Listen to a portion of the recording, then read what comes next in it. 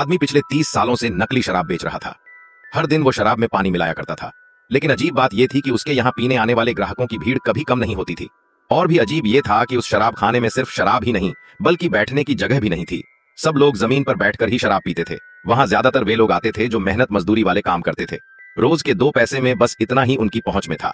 हैरानी की बात यह थी कि भले ही शराब में पानी मिला होता, पर जब एक कटोरा गले से उतरता तो उसका नशा फिर भी जबरदस्त होता। तगड़े आदमी का चेहरा भी पल भर में लाल हो जाता था। वो छोटा सा शराब खाना पूरे 20 सालों से चल रहा था और उस दौरान उसने बहुत सारे पुराने ग्राहकों को जोड़ लिया था। उनमें से एक थी एक बूढ़ी औरत जिसे सब शराब वाली दादी कहते थे। वो रोज वहां आती। सबको बस इतना पता था कि वो दिन में 3 बार, हर बार 2 किलो सफेद शराब पीती थी। लोग उसे मजाक में दारूबाई कहते थे।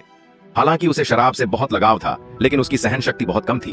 हर बार पीने के बाद वो बुरी तरह नशे में धुत हो जाती। नशे में वो अपने आप को बंदर समझकर तरह तरह की हरकतें करती। उसके अजीब व्यवहार को देखकर वहां के मजदूर अब आदी हो चुके थे और बिना ध्यान दिए अपने काम पर चल देते। हर बार जब वो नशे में लड़खड़ाते हुए सड़क के चौराहे पर पहुंचती तो अचानक लगता कि वो नाटक कर रही है। एक झटके में उसकी शराब उतर जाती। शायद यही कारण था कि इतने सालों से वो नशे में भी किसी हादसे का शिकार नहीं हुई थी। वो हमेशा हंसमुख रहती थी और शराब खाने का मालिक रोज की तरह शराब में पानी मिलाने का काम करता रहता। एक दिन उसकी पत्नी ने कहा, बस करो ये सब, ऊपर वाले ने हमें थोड़ा सुख दिया है, अब पाप छोड़ो, अब और पानी मत मिलाओ, बच्चों के लिए कुछ पुण्य कमाओ। मालिक ने सिर हिलाकर हामी भर दी।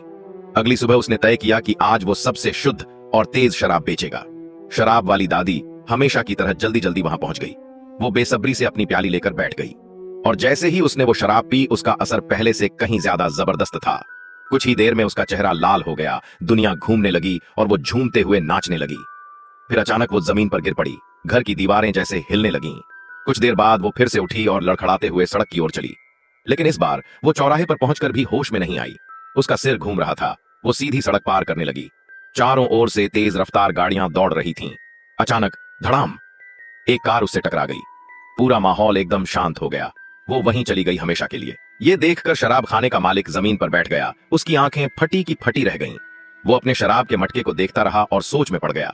मैं तो बस अच्छा इंसान बनना चाहता था, पाप छोड़ना चाहता था, फिर भी ये हादसा हो गया। क्या सच में मेरा भला करना ही गलती थी?